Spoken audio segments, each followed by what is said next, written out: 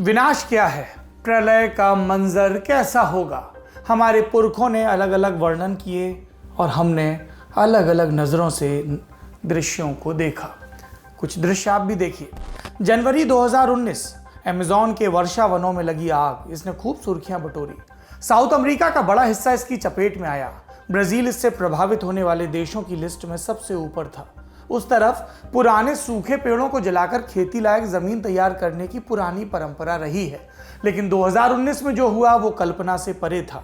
उस समय अमेरिकी स्पेस एजेंसी नासा की एक तस्वीर वायरल हुई थी। अंतरिक्ष से खींची उस तस्वीर में पूरा ब्राजील धुएं से घिरा दिख रहा था। अगले साल आगजनी की घटनाओं में 28% की बढ़ोतरी दर्ज की गई।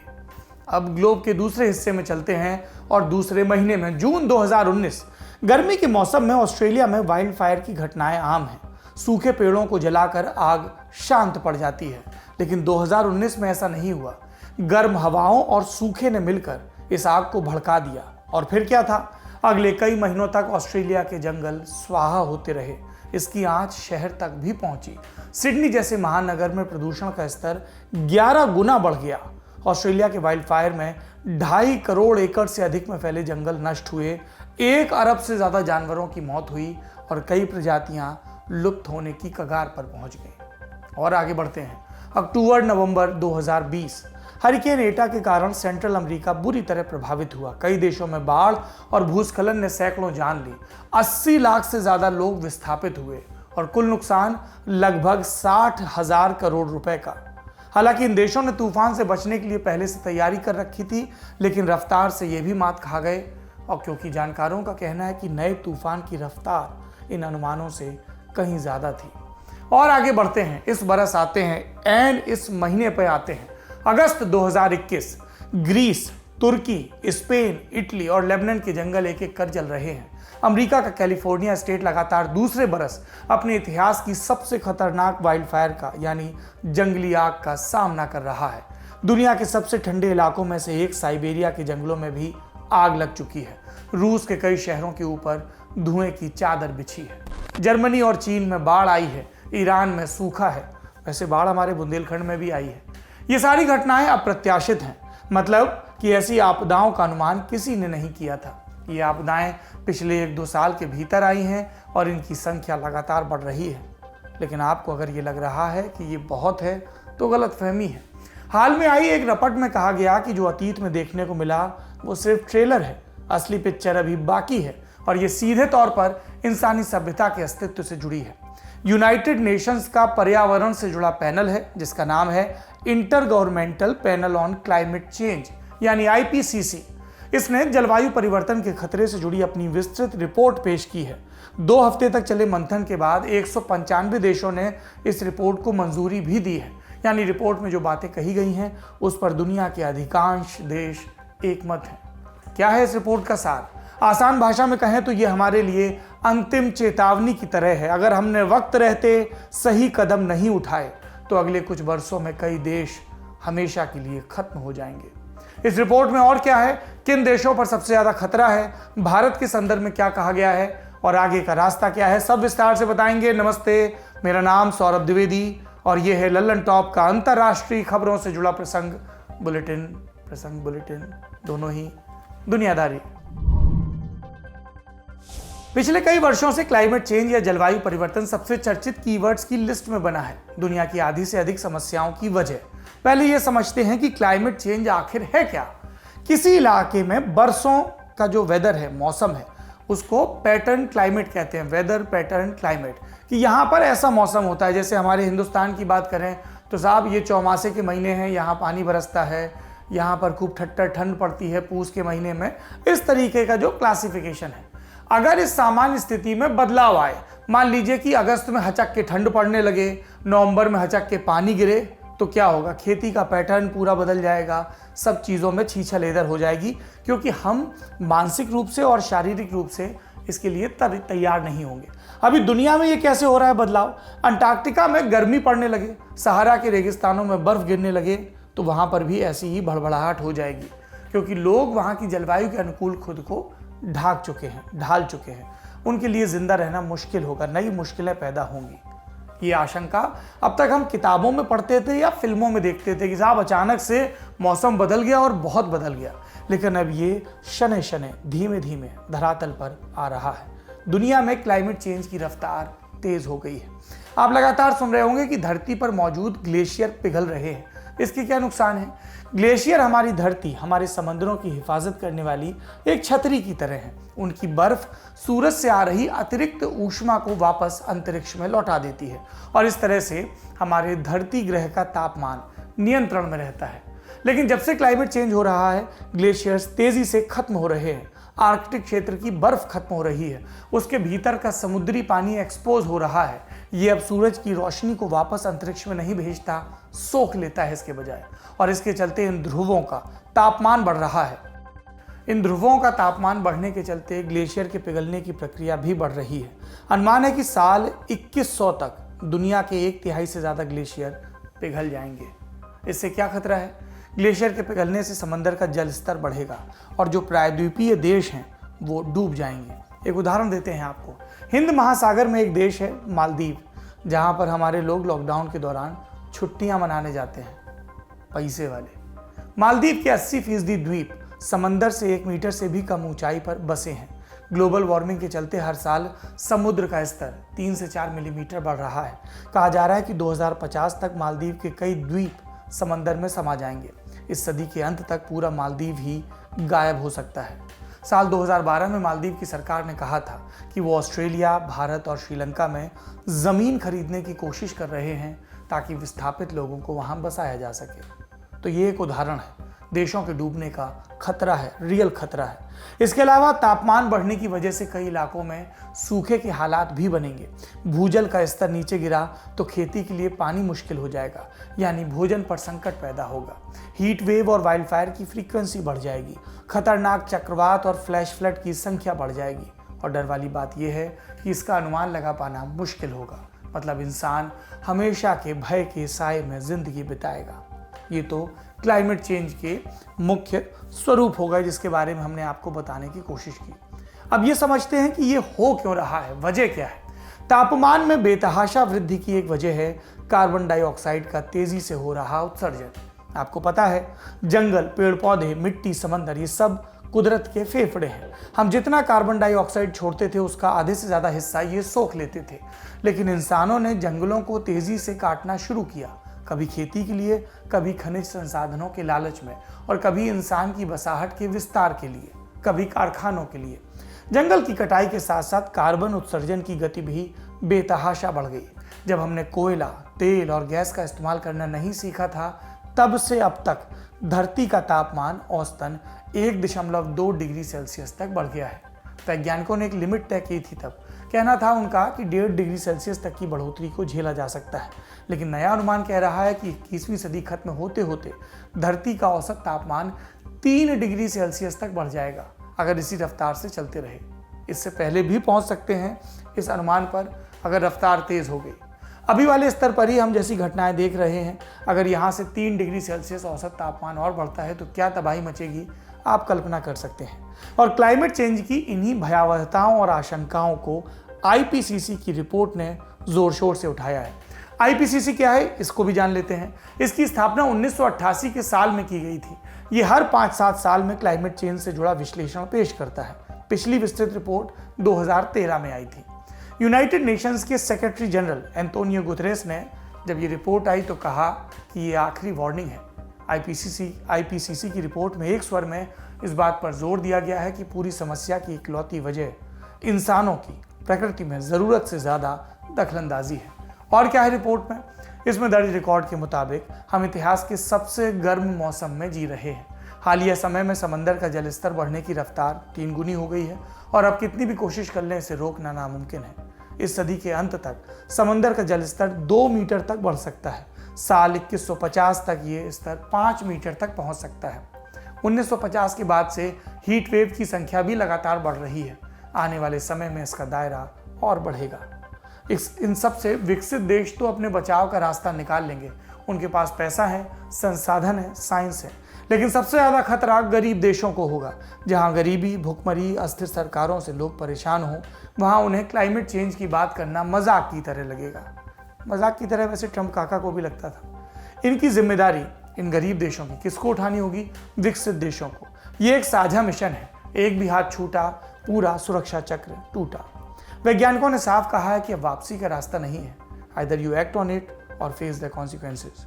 तो आगे का रास्ता है क्या? जानकारों के मुताबिक अभी उम्मीद बची है और उसके लिए साझा प्रयास करने होंगे। अगर 2030 तक कार्बन उत्सर्जन को आधा और 2050 तक 0 पर ले आया जाए तो तापमान को अनियंत्रित होने से रोका जा सकता है। हमारे पास ऊर्जा के नए और सुरक्षित विकल्प उपलब्ध हैं, यानी ये किया जा सकता है।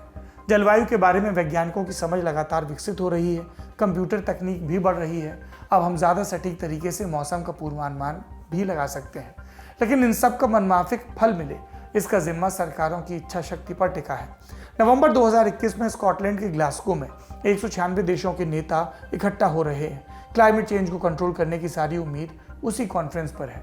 इसमें नेता 2015 के पेरिस एग्रीमेंट की समीक्षा करेंगे, आगे का रास्ता तलाशेंगे। IPCC की रिपोर्ट उन्हें क्लियर पिक्चर उपलब्ध करवाएगी। ग्लासगो के कॉन्फ्रेंस से किन अहम फैसलों की उम्मीद लगाई जा रही है? पहला, कोयले के इस्तेमाल पर रोक। दूसरा, जंगलों की कटाई पर प्रतिबंध। तीसरा, इलेक्ट्रिक वाहनों को बढ़ावा। और चौथा, रिन्यूएबल एनर्जी में निवेश। कहा जा रहा है कि हमारी धरती का भविष्य काफी हद तक इसी कॉन्फ्रेंस पर निर्भर करेगा। उम्मीद करनी चाहिए कि हमारे जनप्रतिनिधि आपसी रंजिश को भुलाकर, तात्कालिक फायदों को भुलाकर इंसानी सभ्यता को बचाने के लिए एकजुट हों। अब ये जानें कि IPCC की इस रिपोर्ट में भारत के लिए क्या है। इसका अनुमान है कि इस सदी के अंत तक भारत के 12 तटीय शहर 3 फीट तक पानी में डूब सकते हैं। इसमें मुंबई, चेन्नई, कोच्चि और विशाखापत्तनम जैसे शहर शामिल हैं। हिमालय के ग्लेशियर भी धीमे धीमे कम होंगे और इसके अलावा कई इलाकों में हीट वेव की आशंका भी है। भारत दुनिया का तीसरा सबसे बड़ा कार्बन उत्सर्जक देश है। इसमें पहले 2 नंबर पर हैं चीन और अमेरिका। उनके ऊपर उत्सर्जन में कटौती का दबाव रहता है। हालांकि भारत कहता है उसने अपनी ज़रूरत की तुलना में काफ़ी कटौती की है। हमारा तर्क है इस दिशा में पहल विकसित देशों को करनी चाहिए, क्योंकि उनके पास पैसों और संसाधन की कमी नहीं है। तो ग्लासगो में ये कंसर्न भी रहेगा जो भारत ने तर्क रखा, वो कि जो विकसित देश हैं ये कैसी राह दिखाते हैं, और दूसरा जो विकासशील देश हैं वो अपनी ऊर्जा ज़रूरतों को कैसे पूरा कर पाते हैं। ग्लासगो कॉन्फ्रेंस पर आपकी भी नज़र रहनी चाहिए, हमारी भी रहेगी। ये था आज का बड़ी खबर सेगमेंट। अब सुर्खियाँ सुन लेते हैं। हमारे जो नए लिखाड़ हैं सोनू जी, जिनसे आप पहले भी कई दफ़ा मिल चुके हैं स्वाति की अनुपस्थिति में, वो सुर्खियाँ भी विस्तार से लिखते हैं। सुनिए सुर्खी। पहली अफगानिस्तान से है। भारत ने अफगानिस्तान के मज़ार शरीफ के वाणिज्य दूतावास को खाली करने का ऐलान किया है। भारतीय दूतावास ने शहर में रह रहे भारतीयों को विशेष विमान से निकलने की अपील की है। इन लोगों को भारतीय वायुसेना के विमान से नई दिल्ली लाया जाएगा। उधर तालिबान के बढ़ते हमलों के बीच दोहा में नए दौर की बातचीत भी शुरू होने वाली है। अमेरिका की तरफ से ज़ाल्मी खालिजाद इसमें हिस्सा लेंगे। अमेरिका और तालिबान के अलावा कई और देशों के प्रतिनिधि और संगठन भी बैठक में शामिल होंगे। इसमें युद्ध विराम और हिंसा कम करने की संभावना तलाशी जाएगी। अमेरिका तालिबान पर हिंसा कम करने का दबाव बनाने की फिराक में है, लेकिन तालिबान इस बात को मान लेगा ऐसा नहीं कहा जा सकता। अमेरिका पहले ही तालिबान पर हवाई हमलों की संख्या बढ़ाने से इनकार कर चुका है। उसने साफ कहा यह अफगानिस्तान का आंतरिक मसला है। पेंटागन के प्रवक्ता का बयान है कि लड़ाई उनकी है, संघर्ष उनका है, हार जीत भी उन्हीं की है, हमारा कोई लेना देना नहीं है। ये 20 साल से वहाँ पर लिट्टी चोखा खाने गए थे। कमाल है।